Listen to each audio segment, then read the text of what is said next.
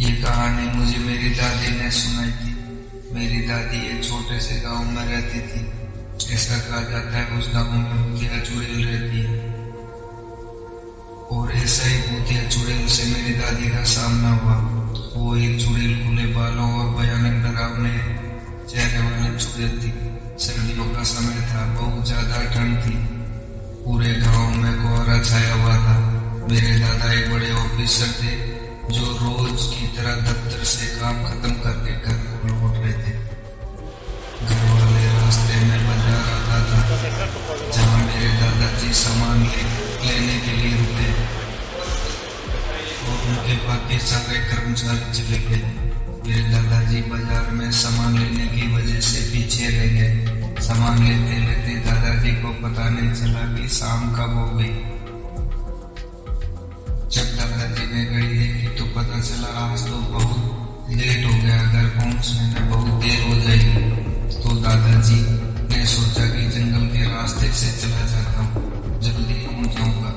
इसलिए दादाजी ने गाड़ी जंगल की तरफ घुमा ली। शाम होने के कारण जंगल बहुत ज्यादा अंधेरा था। दादाजी तेज स्पीड से गाड़ी चला रहे थे, तभी उनके सामने एक औरत आई। औरत को देखते ही दादाजी तुरंत गाड़ी रोक दी। दादाजी ने औरत की तरफ देखा और वो बहुत जोर जोर से रो रही थी। दादाजी को लगा कि ये किसी मजबूर की पत्नी होगी जो रास्ता भटक गई। रास्ता सुनसान था, इसलिए दादाजी ने सोचा इस महिला की मदद करनी चाहिए।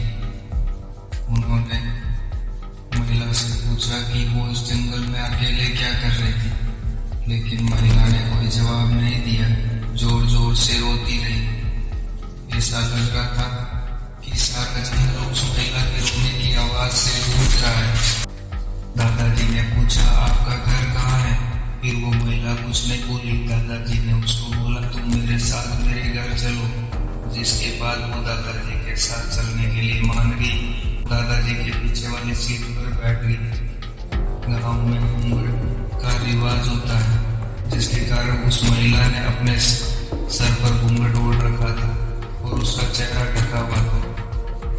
फिर दादाजी घर की तरफ निकल गए। घर पर सभी लोग दादाजी का इंतजार कर रहे थे। जैसे ही घर के सामने गाड़ी की आवाज सुनी, सब भागकर दादाजी के पास आ गए। जब सभी परिवार वालों ने उस महिला को देखा तो दादाजी से पूछा दादाजी ये जंगल वाली पूरी बात बताई और वो अब खाना बना देगी। लेकिन दादी माँ ने उस महिला पर शक हो गया कि ये कोई चोर है जो घर का सारा सामान चुरा कर भाग जाएगी। दादी जी ने उसे रसोई में जाकर खाना बनाने के लिए कहा, जिसके बाद वो महिला बिना कोई जवाब दिए रसोई की तरफ चली गई। रसोई का सारा सामान रखवाने के बाद दादी जी ने कहा कि सबको भूख लगी है, इसलिए जल्दी से खाना बना दो।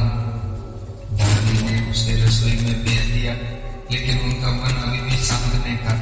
10 मिनट बाद दादी रसोई में पहुंची तो देखा वो महिला अभी मछलियों के बैग में से मछलियां निकाल रही थी, जिसको देखकर दादी माँ और भी गुस्सा हो गई। उसने बोला तुमने अभी तक खाना नहीं बनाना शुरू किया, कब खाना बनाओगे और कब हम लोग खाएंगे?